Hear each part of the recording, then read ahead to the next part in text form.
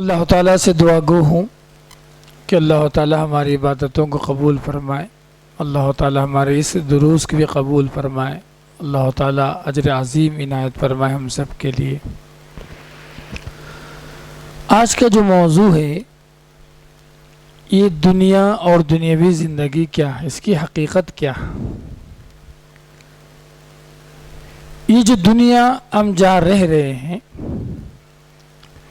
یہ دراصل دار استخلاف ہے۔ اللہ تعالیٰ نے ہم سب کو جانشین بنایا۔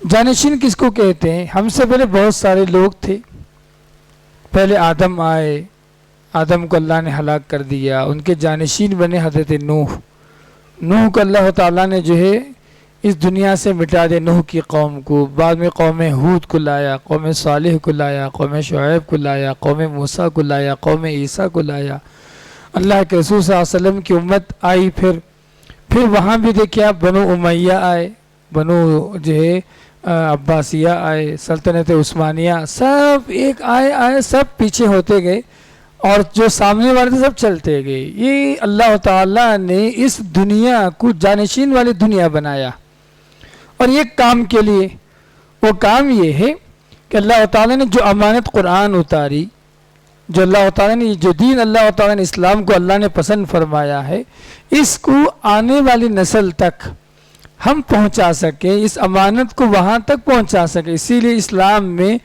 دعوت اور تبلیغ کا جو حکم اللہ تعالیٰ نے دیا، امر بالمعروف اور نہی عن المنکر کا حکم دیا۔ اس میں ایک نقطہ میں سمجھانا چاہتا ہوں، جب آپ سمجھتے ہیں دار استخلاف ہے تو ہمارے دادا نہیں رہے مثال کے طور پر، اس میں ایک نقطہ یہ ہے کہ ہم بھی نہیں رہیں گے، ہمارے پردادا نہیں رہے دنیا کے اندر، اس کا مطلب یہ ہے کہ ہم بھی رہنے والے نہیں، مطلب ہم کسی کو جانشین بنا کر، آل اولاد کو جانشین بنا کر اس دنیا کو چھوڑ کے جانے والے۔ هو الذی جعلکم خلائف فی الارض، اللہ نے کہا کہ وہی اللہ ہے جس نے تمہیں اس زمین کے اندر جانشین اور خلیفہ بنایا اللہ تعالیٰ نے۔ اسی میں بہت ساری حقیقتیں سمجھ میں آ جائیں گی کہ یہ دنیا رہنے کی دنیا نہیں ہے، یہ زندگی رہن سہن کے لیے اللہ تعالیٰ نے نہیں بنائی۔ قرآن حکیم کو اگر آپ ڈھونڈیں یہ دنیا کیا ہے؟ یہ دنیا ابتلا ہے، دار الابتدا، آزمائش کا گھر۔ الذی جعل لکم الموت والحیات لیبلوکم ایکم احسن عملا، بڑی برکت ہے وہ ذات جس نے موت کو بھی پیدا فرمایا اور حیات کو بھی پیدا فرمایا۔ کیوں؟ لیبلوکم، تاکہ تمہارا امتحان ہو، تاکہ تمہاری آزمائش ہو، تمہارا ایگزام ہو۔ ایکم احسن عملا، عمل کے اعتبار سے کس کی زندگی بہتر ہے اس کا امتحان ہو، اسی لیے اللہ تعالیٰ نے موت کو بھی پیدا فرمایا اور زندگی پیدا فرمایا۔ یہی بات نہیں ہے، یہ جو دنیا ہے یہ بڑی ہری بھری دنیا ہے، اس میں اللہ نے بہت ساری نعمتیں اللہ نے عنایت فرمائی، چکا چوند کرنے والی بلڈنگیں، حیرت میں ڈالنے والی چیزیں، ٹھیک ہے، انواع اقسام کے کھانے پینے کے اشیاء، خوشنما باغات، بہترین نہریں، آپ گنتے چلے جائیں اس دنیا کے لیے۔ اللہ تعالیٰ نے اس دنیا کو متاع، ساز و سامان اللہ نے بنایا۔ قل متاع الدنیا قلیل، اللہ نے کہا اے نبی آپ کہہ دیجئے یہ دنیا کے جو بھی ساز و سامان ہے نا یہ بڑا کم ہے۔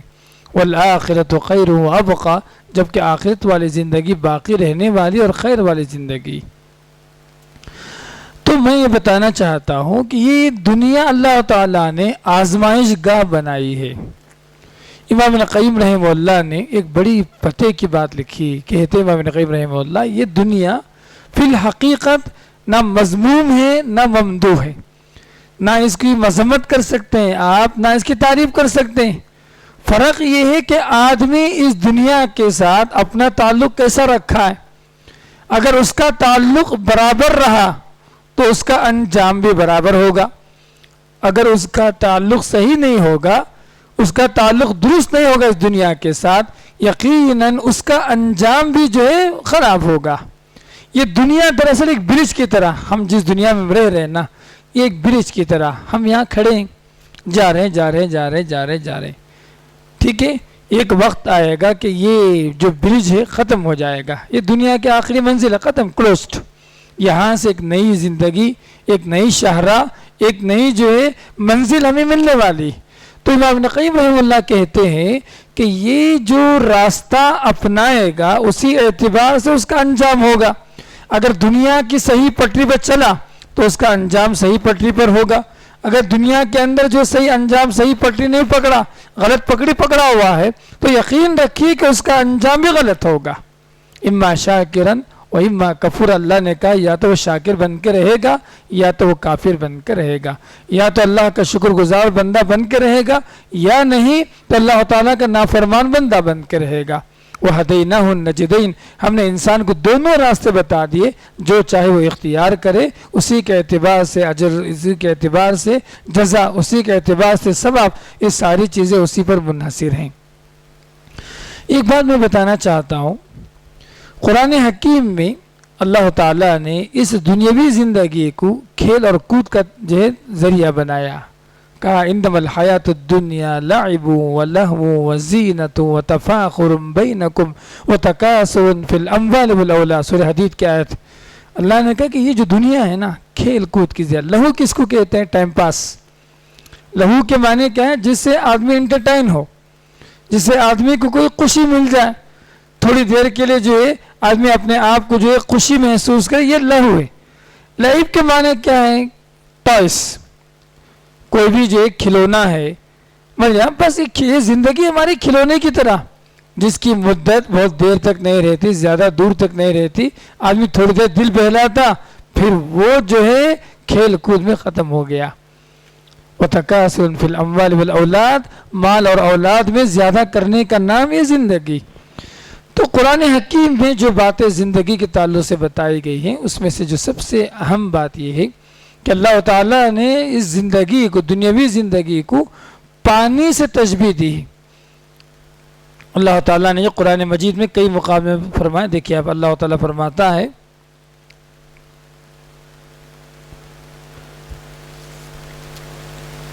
انما مثل الحیات الدنیا کماء انزلناہ من السماء، کہا کہ دنیاوی زندگی کی مثال ایسی ہے جیسا کہ پانی جس کو ہم نے آسمان سے اتارا۔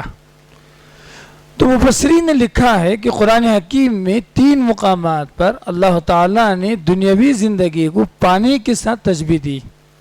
کیا لنک کہ دونوں کیا ہے؟ مطلب یہ دنیاوی زندگی اور پانی، کہتے ہیں کئی باتیں۔ نمبر 1، سب سے پہلی بات یہ، پانی کبھی کسی ایک مقام پر ٹھہرتا نہیں ہے، پانی کے لیے کوئی ٹھہراؤ نہیں، پانی بہتے رہتا۔ اب دیکھے ہوں گے آپ، پانی بہتے رہتا ہے، تو ہماری زندگی کے اندر بھی کوئی ٹھہراؤ نہیں ہے۔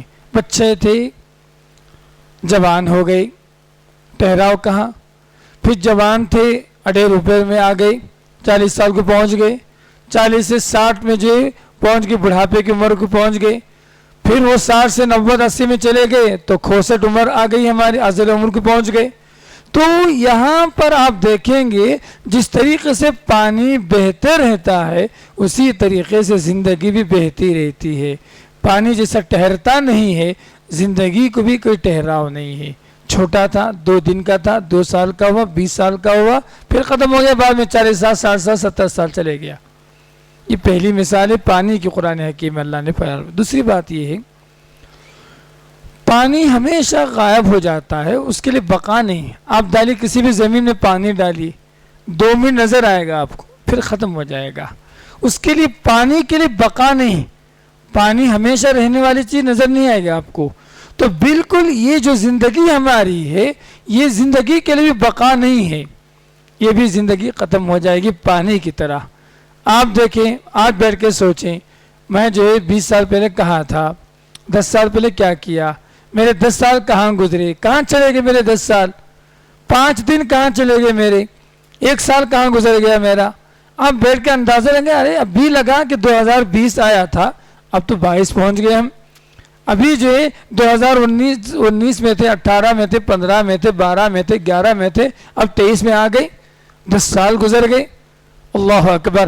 تو یہ اب غور کریں گے تو اللہ تعالیٰ نے کہا کہ دنیاوی زندگی کی مثال پانی کی طرح ہے، تو اس کا مطلب کہ پانی جس طرح سے رکتا نہیں ہے، غائب ہو جاتا ہے، اس کو بقا نہیں ہے، بالکل اسی طریقے سے ہماری زندگی کے لیے کوئی بقا نہیں ہے۔ اسی طریقے سے ایک اور بات بھی ہے، اور بات یہ ہے کہ کوئی بھی آدمی پانی میں ہاتھ ڈالا، کود گیا پانی میں، بغیر تر ہوئے نہیں نکل سکتا، اس کا کپڑا، اس کا جسم ضرور بھیگے گا۔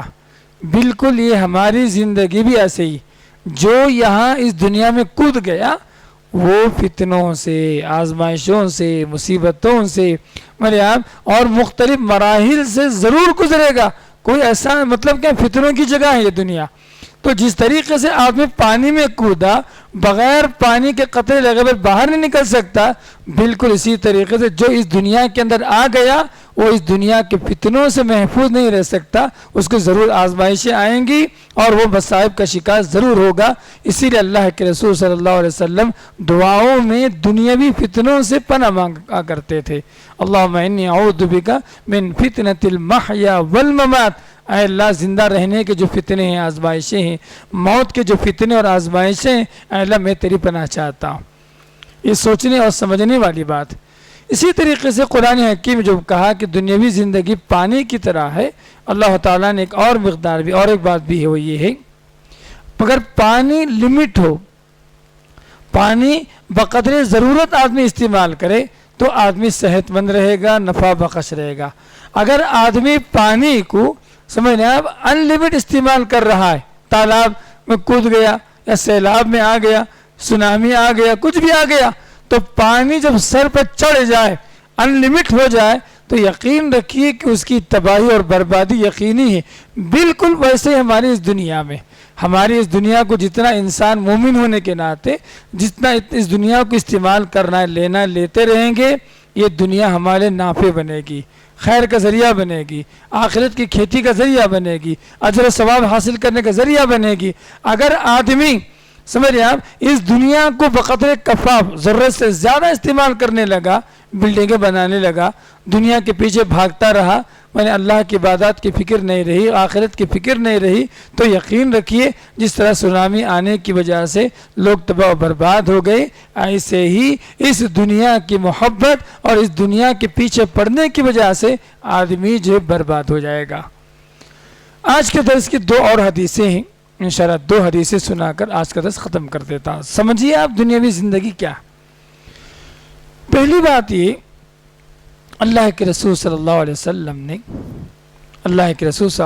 نے اپنی مثال دی، کہا مالی ولی دنیا، کہا کہ مجھے اس دنیا سے کیا لینا کیا دینا، میرا اور دنیا کا جو تعلق ہے، مجھے اس دنیا سے لینا اور کیا دینا۔ کمثل رجل، میری مثال ایسی ہے اس آدمی کی طرح استظل تحت شجرۃ، جو آرام کیا ایک درخت کے نیچے، مسافر کی طرح، مثال طور پر جا رہا تھا راستے میں، تھک گیا تو کیا کیا، ایک سایہ پکڑا، سایہ پکڑ کے جو ہے کہ بیٹھ گیا، استظل تحت شجرۃ، آرام کیا اور اس درخت کو چھوڑ کے چلا گیا۔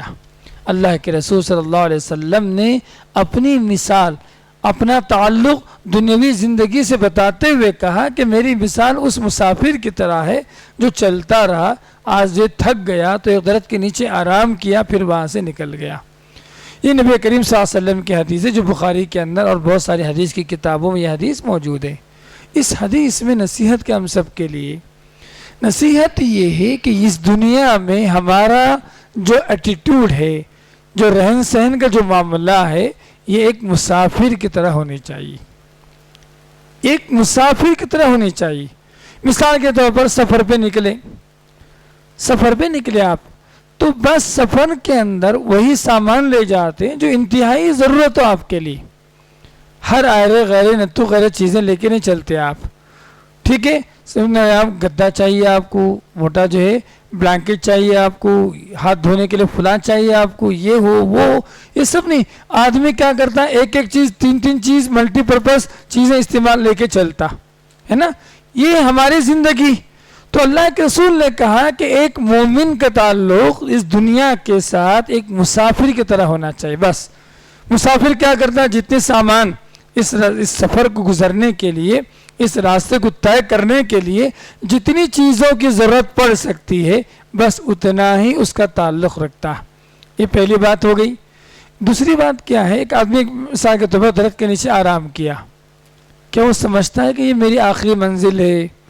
اس کی ہوائیں اچھی لگی، اس کو اس کا سایہ اچھا لگا، اس کا گریننس، یعنی آپ ہری بھری چیزیں، پتے پودے یہ بہت خوشنما لگے، ٹھیک ہے، کتنا بھی وہ سایہ، وہ درخت، وہ ہریالی اچھا اور خوبصورت لگے، لیکن جیسے اس کی تھکاوٹ دور ہو جائے گی، جیسے اس کا آرام ختم ہوگا، اپنا بوریا بستر نکالے گا، وہاں سے نکل پڑے گا.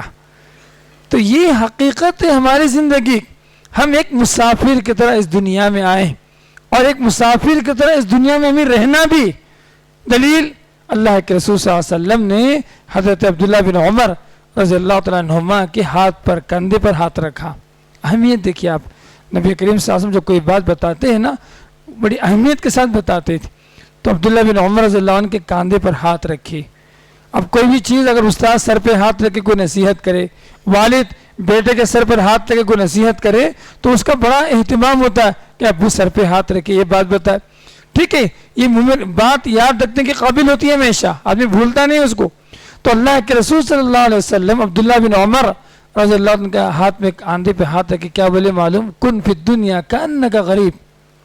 کہا کہ تم ایک مسافر کی طرح، اجنبی کی طرح رہو.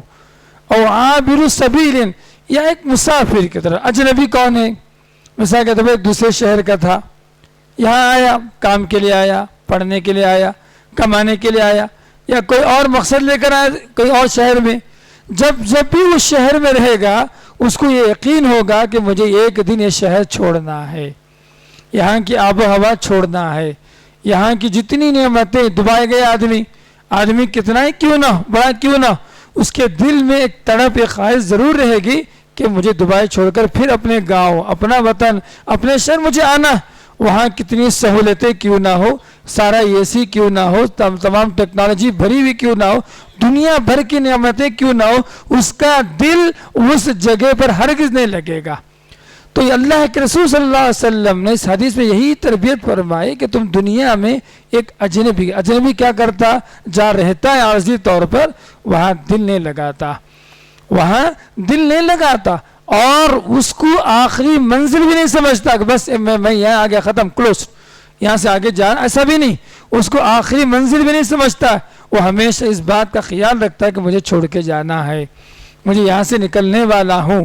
ٹھیک ہے، یہ ایک نقطہ ہے جو سمجھنے والی بات. اسی طریقے سے او عابر سبیل، کہا کہ تم ایک مسافر کی طرح. جب بتایا اوپر اللہ کے رسول صلی اللہ علیہ وسلم جو مثال بیان فرمائی کہ مسافر کی طرح. مسافر کیا کرتا؟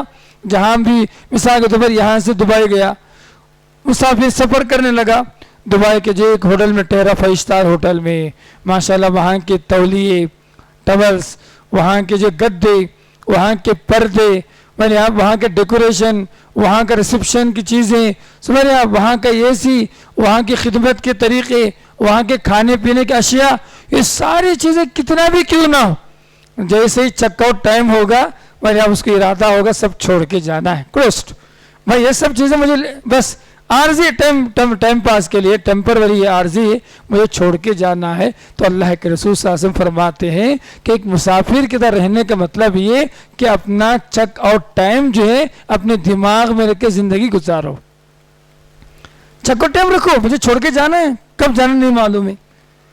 اسی لیے بعض علماء نے سبحان اللہ کتنا پیارا نقطہ اس حدیث سے بتایا. کون سی حدیث؟ جو ابھی سنا میں نے کہا کہ کن فی الدنیا کانک غریب و عابر السبیل میں اس میں ایک نقطہ ہے کہ جس طریقے سے ایک مسافر اپنا سوٹ کیس تیار رکھتا چیک آؤٹ کے لیے، بالکل ایک مومن کیا کرے اپنی زندگی کو جو چیک آؤٹ کرنے کے لیے روزانہ تیار رہے. جس کا دل دنیا میں لگ جائے وہ چیک آؤٹ کے لیے تیار نہیں ہوگا. جس کا دل دنیا کے اندر لگ جائے وہ کبھی چیک آؤٹ کے تیار نہیں ہوگا. تو سبحان اللہ، حضرت عبداللہ بن عمر رضی اللہ تعالیٰ عنہما اس حدیث کو کیسے سمجھاتے تھے معلوم ہے آپ کو؟ سمجھاتے تھے کیا؟ دیکھیے آپ بڑی پیاری بات ہے، اس حدیث سمجھاتے تھے جب تم صبح کرو نا شام کا انتظار نہ کرو. صبح ہو گئی آپ کی، اب شام کا انتظار نہ کرو، میں شام میں توبہ کروں گا، شام میں اچھا بن جاؤں گا، نیک بن جاؤں گا، فلاں کر دوں گا، یہ انتظار نہ کرو. اور جب تم جو شام کر لو تو صبح کا انتظار نہ کرو. کیوں؟ صبح آنے سے پہلے موت آ جا سکتی ہے، شام آنے سے پہلے انسان موت کے منہ میں چلے جا سکتا. تو اسی لیے عبداللہ بن عمر رضی اللہ عنہ کہا کرتے تھے کہ تم جب صبح کرو تو شام کا انتظار نہ کرنا، شام کرو تو صبح کا انتظار نہ کرنا. مطلب کیا ہے؟ ہمیشہ تیار رہیے اس دنیا کو چھوڑنے کے لیے. کتنے لوگ ہیں عشاء کی نماز میں آئے، نماز پڑھے، سنت پڑھے، سنت پڑھنے کے بعد ہوا کیا؟ موت آ گئی، نمازی بھی انتقال کر گئے. بازار گئے، دکان پہ گئے کچھ سامان خریدنے کے لیے، پھر ہوا کیا؟ سامان خریدنے سے پہلے موت آ گئی. کتنے ایسے لوگ عمرہ کرنے کے، حج کرنے کے، وہ ان کی زندگی کا آخری سفر بن گیا.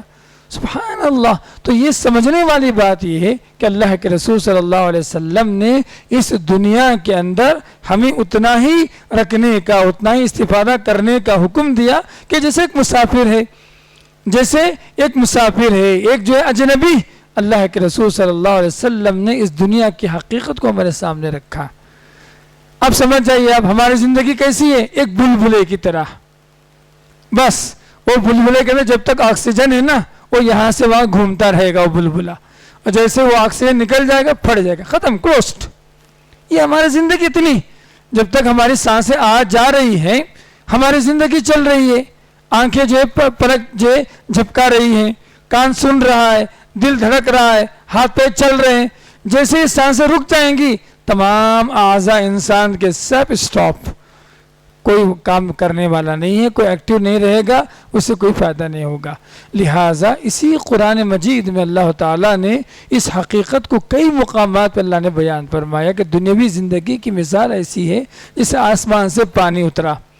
زمر کی آیتیں دیکھیں آپ، زمر کی آیتیں، آسمان سے پانی نازل ہوا. ایک بنجر زمین تھی، کچھ بھی نہیں تھا، ٹھیک ہے، آسمان سے پانی اترا.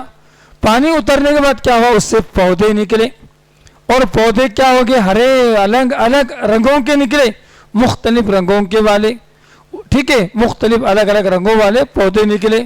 ثم یہیج، پھر وہ پودے سوکھنے لگے. فتراہ مصفرا، تم اس کو پیلا پیلا دیکھتے ہو.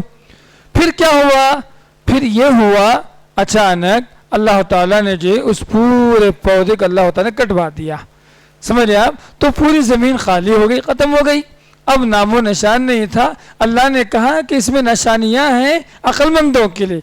تو سوچ کے دیکھیے ہم دنیا کے اندر موجود نہیں تھے، جیسا وہ زمین ایسے بنجر پڑی ہوئی تھی.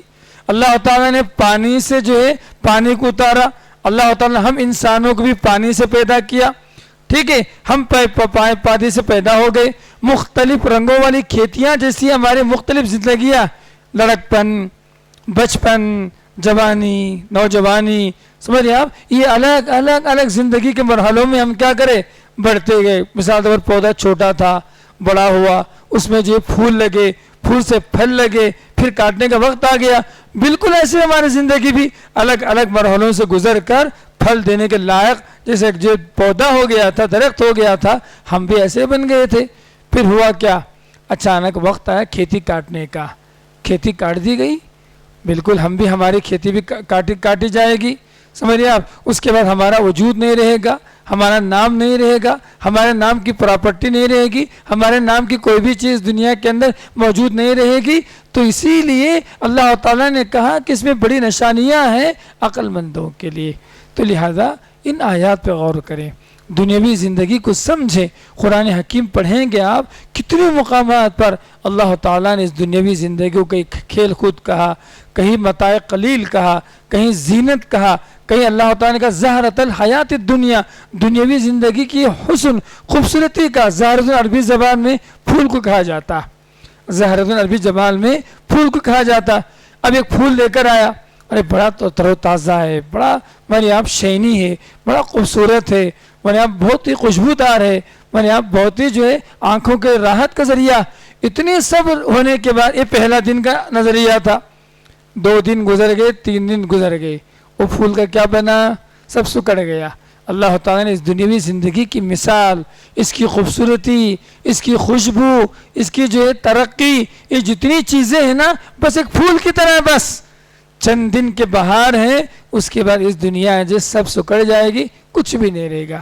آپ جانتے ہیں، آپ شداد نے دنیا میں جنت بنائی تھی، دنیا کے اندر ایک جنت بنائی تھی اس نے، جنت کو جو قرآن میں جتنی باتیں بتائی، باغات وہ سب بنائی، لیکن اللہ تعالیٰ نے کیا کیا، اس کو اس جنت کو دیکھنے کا موقع ہی نہیں دیا، اس سے پہلے چھین لیا۔ کتنے ایسے لوگ ہیں باہر جاتے ہیں، بڑی محنت کرتے ہیں، سمجھ آپ گھر بناتے ہیں، اب پیسے بھیجتا رہا تھوڑا تھوڑا کر کے، ٹھیک ہے، اب گھر بن گیا، اب وقت آ گیا گھر پہ آنے کا، سمجھ آپ وہ تو نہیں آیا، اس کی لاش آ گئی گھر کے اندر، کتنے واقعات ہم نے دیکھا۔ تو یہ زہرۃ الحیات دنیا، یہ دنیاوی زندگی کی جو خوبصورتی ہے نا، یہ سب ٹیمپروری ہے، عارضی۔ تو قرآن حکیم میں اللہ تعالیٰ نے کہا یہ دنیا ایک عارضی جگہ، یہ دل لگانے کی جگہ نہیں ہے، یہ دل لگانے کی جگہ ہرگز نہیں ہے۔ بس جتنا کھا لیے، پیٹ سیدھی ہو گئی، عبادت کے لائق ہو گئے، کام کاج کے لائق ہو گئے، اللہ تعالیٰ کی بندگی کے لائق ہو گئے، امر بالمعروف کے لائق ہو گئے، نہی عن المنکر کے لائق ہو گئے، بس ہماری دنیا کافی۔ سبحان اللہ۔ اسی لیے اللہ تعالیٰ نے کہا بل تؤثرون الحیات الدنیا، تم اس دنیاوی زندگی کو اہمیت دیتے ہو ہر لحاظ سے، مجھے اور آگے بڑھنا، مجھے اور ترقی کرنا، مجھے اور کرنا اور کرنا اور کرنا، ٹھیک ہے بھائی اور کرو، لیکن جو ہے عبادات میں خلل پیدا نہ کرو، حقوق میں جو ہے حق تلفی نہ کرو، اور کرنے کے چکر میں ماں باپ کو چھوڑ دیا، اور کمانے کے چکر میں بیوی بچوں کو چھوڑ دیا، اور کمانے کے چکر میں اپنی صحت کو چھوڑ دیا، 18 گھنٹے کام کر رہا ہے، 16 گھنٹے کام کر رہا ہے، دھوپ میں کر رہا ہے، فلاں پارٹ ٹائم کر رہا ہے، پتہ نہیں کیا کیا کر رہا، پھر اچانک کیا ہوا، میرے اب اچانک جو ہے کوئی اسٹروک آیا، اچانک کوئی تکلیف آ گئی، اچانک کوئی چیز آ گئی، اب کچھ کرنا چاہتا ہے تو کچھ بھی کر نہیں پا رہا، کچھ بھی یاد نہیں، حیران و پریشان۔ اللہ اکبر، تکاثر نے تمہیں غافل کر دیا، ہلاک کر دیا، حتی زرتم المقابر، یہاں تک کہ تمہاری زیارت، تم نے زیارت کی قبروں کی، کلا سوف تعلمون، ہرگز نہیں، تم عنقریب جان لو گے، ثم کلا سوف تعلمون، پھر عنقریب تم جان لو گے، کلا لو تعلمون علم الیقین، اگر تمہیں موت کا یقین ہوتا، تمہیں یقینی علم ہوتا، لترون الجحیم، کہ تم ضرور جہنم کو دیکھو گے، ثم لترونها عین الیقین، تم اس جہنم کو اپنی آنکھوں سے دیکھنے والے ہو، ثم لتسألن یومئذ عن النعیم، تم نعمتوں کے تعلق سے تم سے پوچھا جائے گا۔ سورۃ تکاثر پڑھ لیں، کس کی مثال بیان کی گئی؟ سورۃ تکاثر میں کس کی مثال بیان کی گئی؟ اس آدمی کی مثال جس نے اپنی زندگی غفلت میں ڈال کر صرف دنیا کے پیچھے بھاگتا رہا، کوئی پیسوں کے پیچھے بھاگتا رہا، کوئی پراپرٹی کے پیچھے بھاگتا رہا، کوئی کسی اور ویلیوز کے پیچھے بھاگتا رہا، اپنی زندگی میں نہ نماز ہے، نہ روزہ ہے، نہ توبہ ہے، نہ استغفار ہے، نہ بندگی ہے، نہ حقوق ہے، کچھ بھی نہیں اس کے پاس۔ اس کا انجام کیا بنے گا سوچ کے دیکھیے آپ۔ والآخرۃ خیر وابقیٰ، اللہ جو ہے آخرت والی زندگی بڑی خیر والی ہے، بڑی باقی رہنے والی۔ اللہ کے رسول صلی اللہ علیہ وسلم جمعے میں یہ سورت پڑھتے تھے، عیدین میں پڑھتے تھے، سورہ اعلیٰ، بتا رہا ہوں آپ کو، یہ بتانے کے لیے اس دنیا میں ہمارا مقام، ہمارا رہن سہن کا انداز ایک مسافر اور ایک اجنبی کی طرح ہونی چاہیے۔ جس طرح مسافر اپنے جو منزل چھوڑنے کے لیے تیار رہتا ہے، ہم بھی ہمیشہ دنیا کے لیے، دنیا چھوڑنے کے لیے تیار رہیں۔ اسی لیے اللہ کے رسول صلی اللہ علیہ وسلم ہمیشہ اللہ تعالیٰ سے جو ہے دنیاوی فتنوں سے، دنیا کی آزمائشوں سے اللہ کے رسول صلی اللہ علیہ وسلم پناہ مانگا کرتے، نماز میں پناہ مانگتے تھے، نماز کے بعد پناہ مانگا کرتے تھے۔ لہٰذا اس حقیقت کو سمجھ کر اپنی زندگی آپ لوگ سوچیں، اور میرے آپ اپنے آپ کو بنائیں، اپنی زندگی کو نارملائز کریں۔ سمجھے آپ، دنیا میں بہت سارے ویلوز ہیں، اس میں ایمان بھی سب سے ٹاپ عمل صالح ہمارے پاس، ان تمام چیزوں کا خیال کرتے ہوئے دنیا میں رہے، جیسے صحابہ کرام تھے، جیسا جو ہے اس کے بعد والے سلف صالحین تھے، جیسے انبیاء علیہ السلام تھے، جیسے اللہ تعالیٰ کے نیک بندے تھے۔ سبحان اللہ، اللہ سے دعا کیجیے کہ اللہ تعالیٰ ہم سب کو اس حقیقت کو سمجھنے کی توفیق عنایت فرمائے۔ جس کو یہ بات سمجھ میں آ گئی کہ میں ایک مسافر کی طرح مجھے رہنا ہے، مجھے ایک اجنبی کی طرح اس دنیا میں رہنا ہے، یقین رکھیے کہ وہ کبھی اس دنیا کے کھونے پر، اس دنیا کی جو کوئی چیز آزمائش پر، اس دنیا کے کسی بھی فتنے پر وہ ملال نہیں کرے گا، وہ افسوس نہیں کرے گا، وہ دکھی نہیں ہوگا۔ میں اس کو یقین ہوگا کہ یہ تو ایک عارضی چیز ہے، یہ آنے جانے والی چیز، اس کے پیچھے پڑنے کی ضرورت نہیں ہے، وہ اس کانفیڈنٹ کے ساتھ زندگی گزار سکتا ہے۔ تو یہی حقیقت تو قرآن مجید کے اندر اللہ کے رسول نے بیان فرمایا۔ صحابہ کرام کی زندگی کیسی تھی دیکھیے آپ، صحابہ کرام کی زندگی کیسی تھی، اللہ کے رسول کی زندگی کیسی تھی، سوچ کے دیکھیں آپ، سبحان اللہ۔ بس یہ سمجھ میں آ گئی تو انشاءاللہ ہمارے پیسے ضائع نہیں ہوں گے، ہماری زندگی ضائع نہیں ہوگی، ہماری جوانی ضائع نہیں ہوگی، ہمارا بڑھاپا ضائع نہیں ہوگا، ہمارے جو ہر چیز خیر و برکت کے ذریعہ، ہر چیز میں اللہ تعالیٰ برکت رکھا، اگر اس کو صحیح استعمال کرے، خیر دنیا کی کوئی بھی چیز کیوں نہ ہو۔ یہ موبائل ہے، سمجھ رہے ہیں آپ، یہ موبائل کو آپ صحیح استعمال کریں گے، یہ بھی آپ کے لیے اجر کا ثواب ہے۔ یہ کپڑا ہے، یہ ٹوپی، جو بھی اللہ نے ہم کو دیا، اگر صحیح استعمال کریں گے، ان سب کا اللہ تعالیٰ نے اجر رکھا، ان سب کا اللہ تعالیٰ کے پاس ثواب ہے، ان سب کا اللہ تعالیٰ کے پاس نیکیاں۔ اگر یہی چیزیں مس یوز کی جائیں، غلط طریقے پہ استعمال کی جائیں، ٹھیک ہے، گناہ کے راستے پہ استعمال کی جائیں، یقین رکھیے ساری چیزیں انسان کے خلاف ہو جائیں گی، انسان کے لیے میرے یہاں جو تباہی اور بربادی کا ذریعہ بن سکتی ہے۔ لہٰذا اللہ سے دعا کرتا ہوں اللہ تعالیٰ ہم سب کو دنیا کی حقیقت کو سمجھنے کی توفیق عنایت فرمائے۔